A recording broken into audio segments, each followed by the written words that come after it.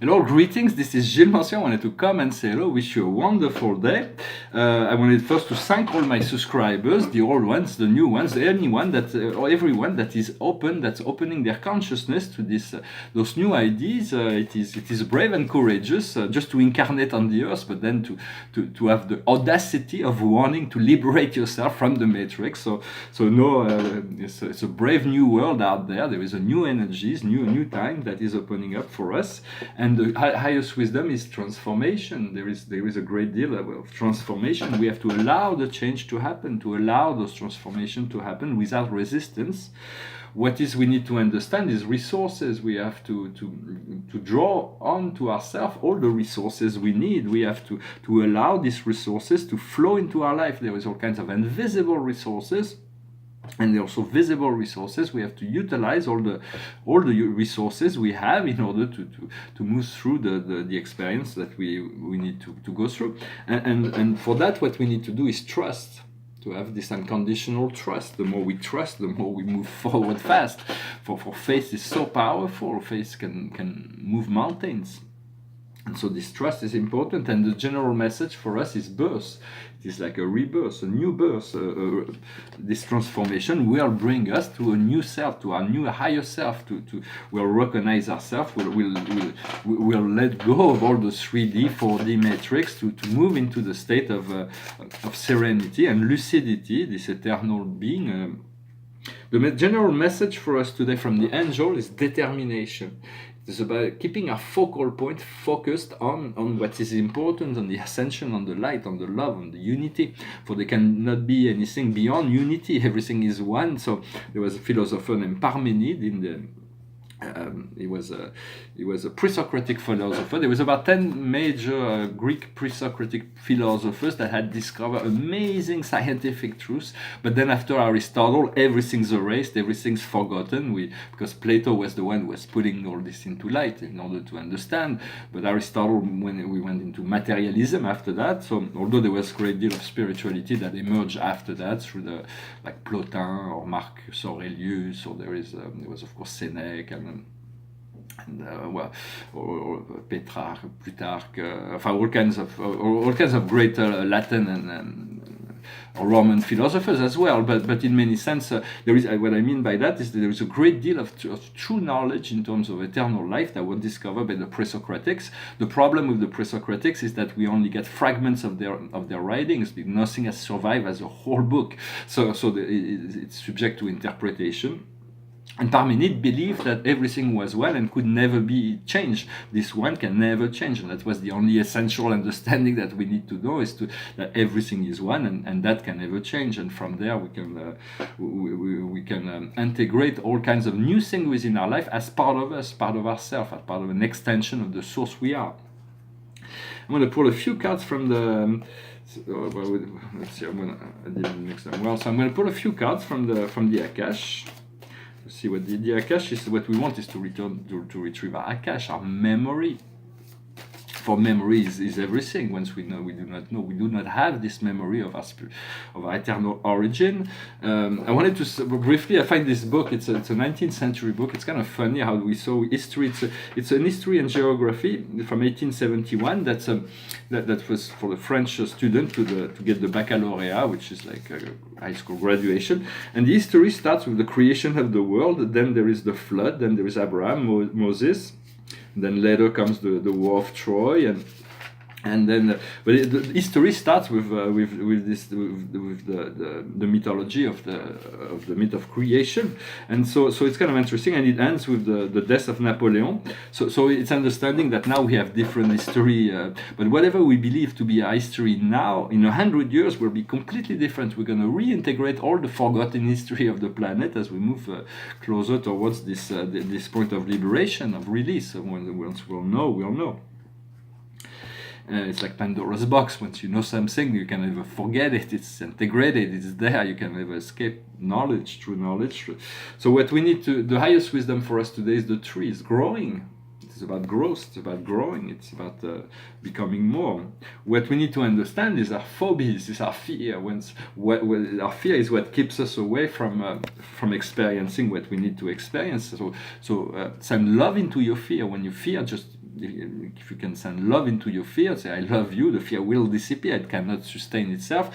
For fear is the opposite of love. Hatred is not the opposite of love. Fear is the opposite of love from a deeper standpoint. For love unite and fear separates.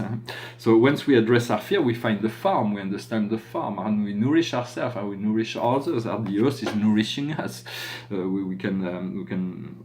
What we need to do is man, woman. So it's about integrating all kinds of past life, who are both in different gender, but it's also about returning to this unity of self. It doesn't mean that we have both this divine masculine and divine feminine. The divine masculine is the authoritative, assertive power. The divine feminine is the receptive, loving, nurturing side. For women in the feminist movement has discovered a masculine side, but now it is time for men to rediscover the feminine side. Doesn't mean that we're going to be feminized or the women have to be masculinized. It's completely, if you're a man, be a man. If you're a woman, be a woman. Follow your heart. But in many sense, to understand that romantic love is a force of evolution. It is one of the most powerful driving force of evolution for human beings. But romantic love may not last. There is no guarantee that love will last romantically. When this love of source, this connection to this unconditional love of source, once we have discovered, it will always be there. God will never reject you from any reason.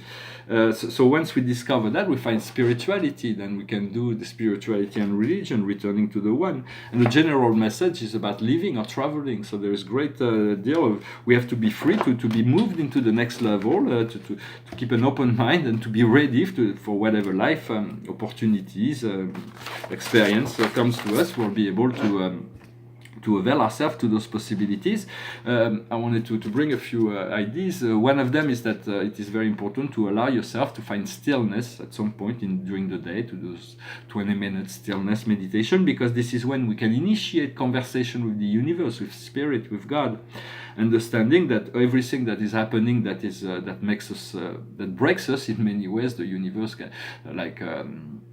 failures, health problem, natural catastrophes, emotional romantic deception. All those things are here to build up our character until the point where we rediscover our eternal soul. Will become unbreakable. We are eternal being. Our true self is never in any danger, except the only danger would be to incarnate and to refuse to return to the soul. At some point we have to return to that understanding and understand that once you find your divine soul, it's like you have found God, because you're created in the image of God, and that eternal self is really who we are. And so life was created simple, to make simple. All in nature, nature find its place. There is a natural harmony. It is man who made it so complicated. So although the universe is kind of complicated, it's something grandiose, but beyond the mortal reasoning.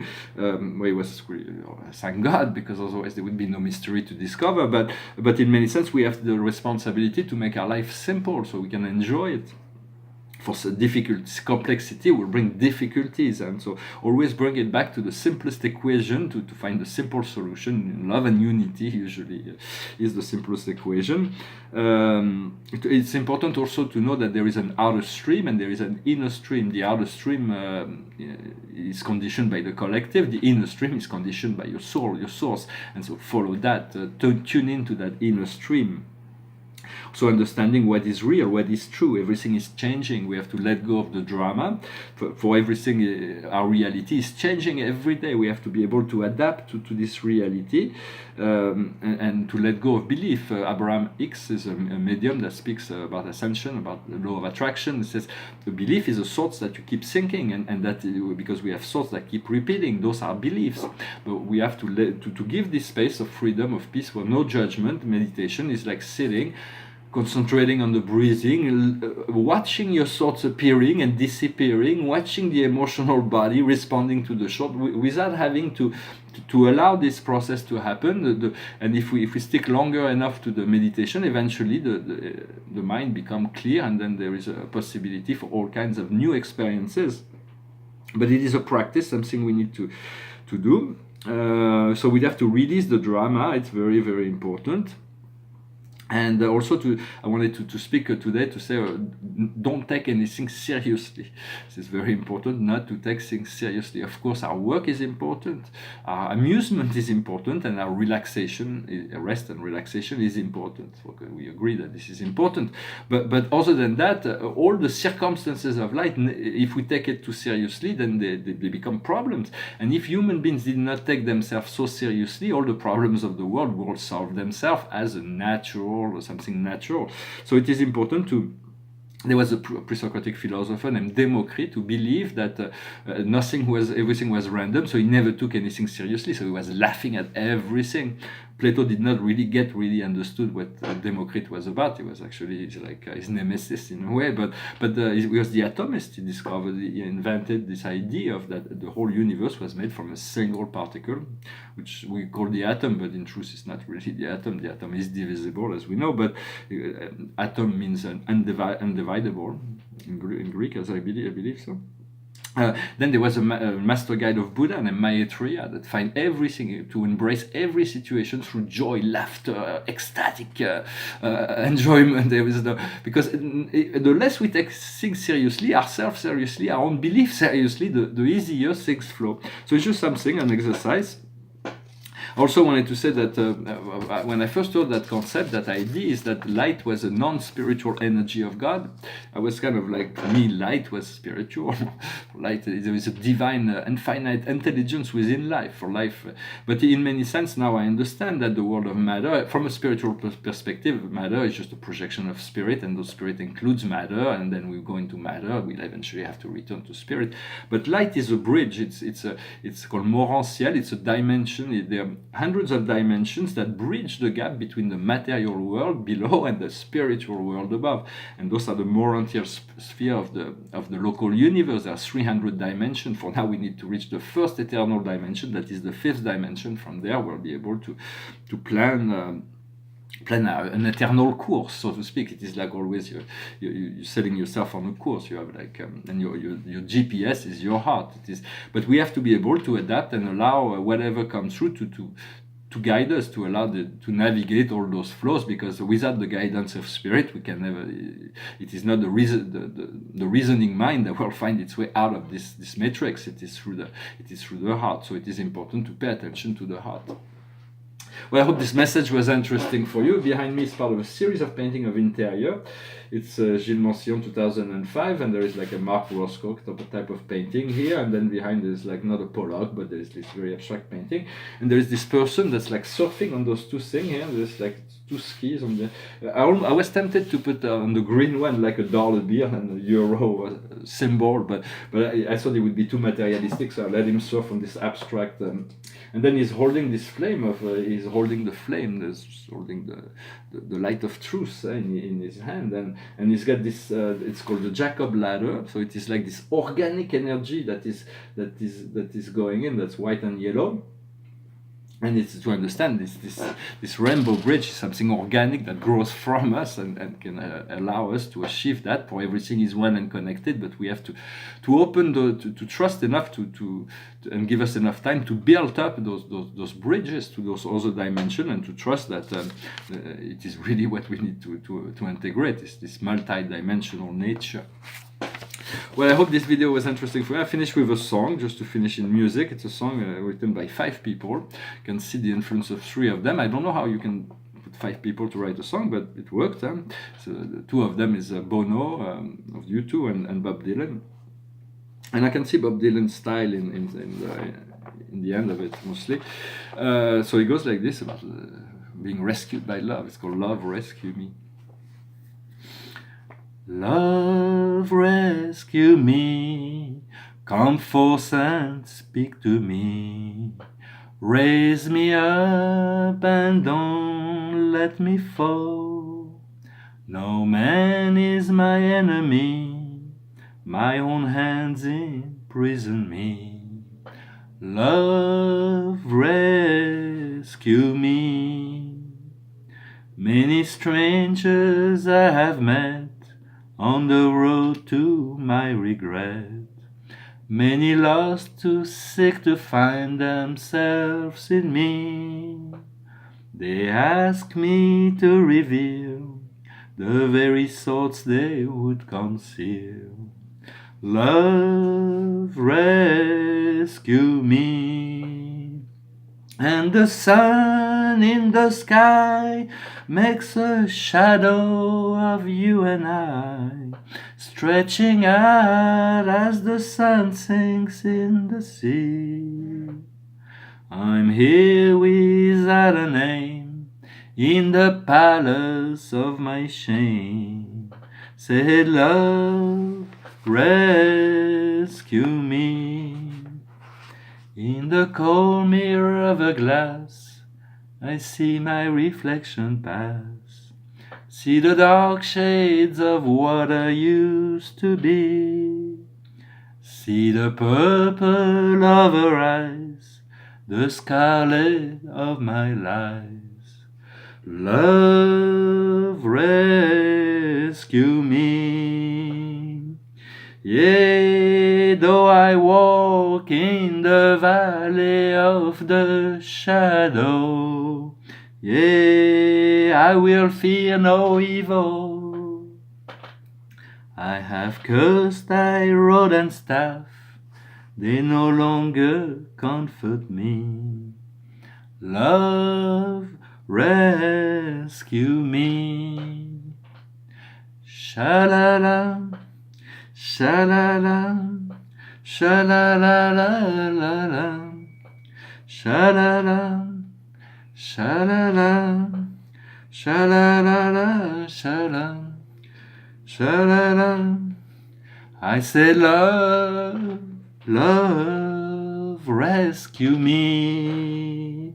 I said love, climb up the mountain. Said love, I said love, oh my love. On the hill of the sun, I'm on the eve of the storm, and my words you must believe in.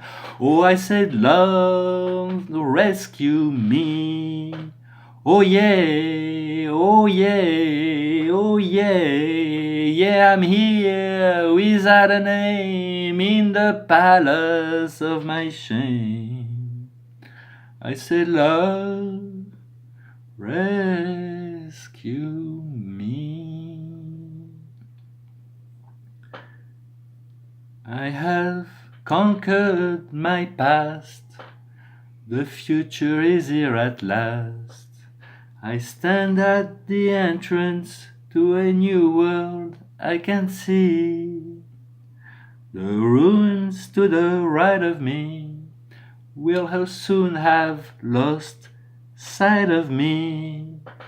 Love, rescue me. Well, thank you for sticking till the end. It is, of course, what we seek to be saved by love, to be engulfed within love, in this eternal love, to never come out of that love, so that we can always be there. And this song also brings a lot of all kinds of different wisdom aspect, and so like to let go of the ruins of the past and to open ourselves to this brand new world of light that is before us. Because light is in all things, so the light is in matter, so it's just matter will be transformed to serve the higher purpose as we grow in our belief and trust more in our intuition and allow more of our soul light and power to become the dominant force in our life. Well, thank you for everything. I wish you a wonderful day. I hope this message was interesting, and I'll talk to you later. Namaste.